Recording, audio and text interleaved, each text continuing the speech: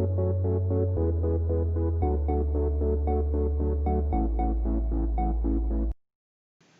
guys, welcome back to my channel. মই তৃষ্ণাই সকলো বন্ধু বান্ধৱীলৈ নমস্কাৰ জনাই তৃষ্ণা হোম গাৰ্ডেনলৈ স্বাগতম জনাইছো।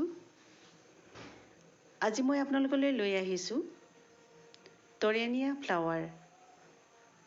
ইয়াৰ সাইন্টিফিক নেম হৈছে টৰেনিয়া ফুনেৰি। এটা বহুত ধুনীয়া এনুৱেল প্লান্ট হয়।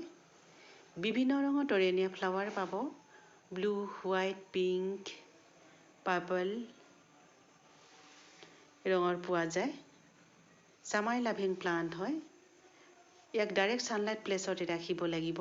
কিদৰে মই ইয়াক যতন কৰি আহিছো, মই 2 বছৰ আগৰ পৰা এই ফুল সামাৰ ঋতুত লগাই আহিছো। এতিয়া জুন মাহ চলি আছে। জুনৰ ফাৰ্ষ্টৰ পৰা অক্টোবৰলৈকে ফুলিব। যেতিয়ালৈকে গৰম থাকিব, ৱেডাৰ গৰম হৈ থাকিব, তেতিয়ালৈকে এই ফুল ফুলি থাকিব। কিন্তু বহুত বেছি বৰষুণৰ কাৰণে ফুলবিলাক অতি সোনকালে সৰি পৰিছে। ইয়াক গুটি দৰা লগাব পাৰিব। এই ফুল ফুলি যোৱা পাছত ইয়াতে গুটি হ'ব। ফুল ফুলি মৰহি যোৱা পাছত ইয়াৰ পৰাই গুটি সংগ্ৰহ কৰিব পাৰিব।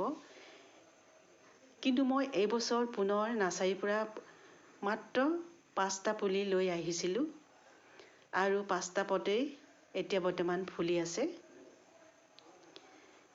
বেছি বৰষুণৰ বাবে ফুলবিলাক অতি সোনকালে মৰহি সৰি পৰিছে।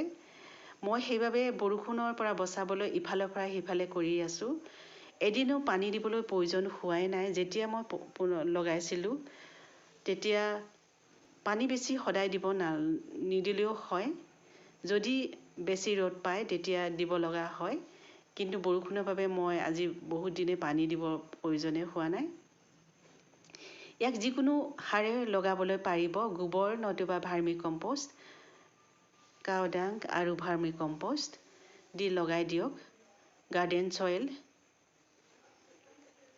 যিকোনো মাটিতে সহজতে হয়। গাৰ্ডেন সয়েল, নৰ্মেল গাৰ্ডেন সয়েলৰ লগত অলপ চেন সয়েল মিক্স থাকিলে বেছি ভাল হয়। নৰ্মেল গাৰ্ডেন সয়েল আৰু ইয়াৰ পটিংছ মিক্স কৰোঁতে চেন সয়েল, ভাৰ্মি কম্পোষ্ট থোৰাছা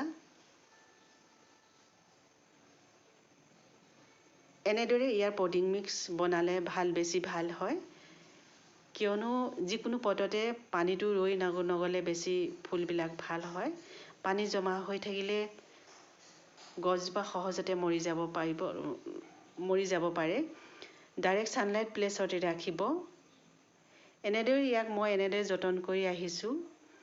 আৰু এটা মই আজি আপোনালোকক এটা গুৰুত্বপূৰ্ণ টিপছ দিম। কেনেদৰে ফুলৰ পৰা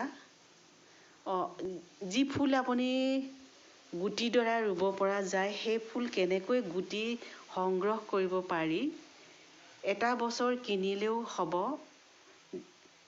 এবাৰ পুলি এটা কিনি আনি সেই নেক্সট বছৰৰ কাৰণে গুটি সংগ্ৰহ কৰিবলৈ হ'লে কিদৰে এই ফুলজোপাত গুটি পাব পাৰি, তাক মই আজি এটা টিপছ মই আপোনালোকক দিম। যদি এই ফুলজোপাত আপুনি কেমিকেল ফাৰ্টিলাইজাৰ সাৰ ইউজ কৰে, তেতিয়া কেতিয়াও আপুনি ইয়াৰ পৰা গুটি নাপাব।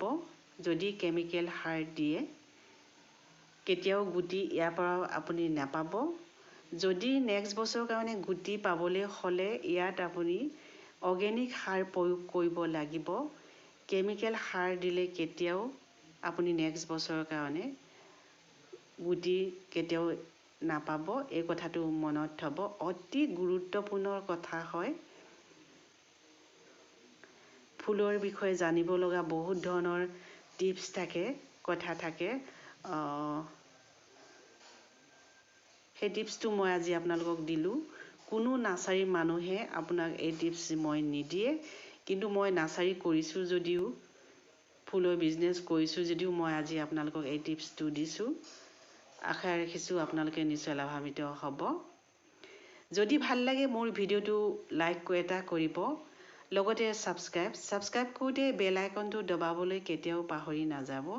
যদি আহিবলগীয়া সকলো নটিফিকেশ্যন যদি বেল আইকনটো দবাই ৰাখে, তেতিয়া আহিবলগীয়া সকলো নটিফিকেশ্যন আপোনালোকে সদায় পাই থাকিব। আৰু এনেদৰে নতুন নতুন ফুলৰ টিপছ কিছুমান মই যি দিম, সেই টিপছ আপুনি পাব।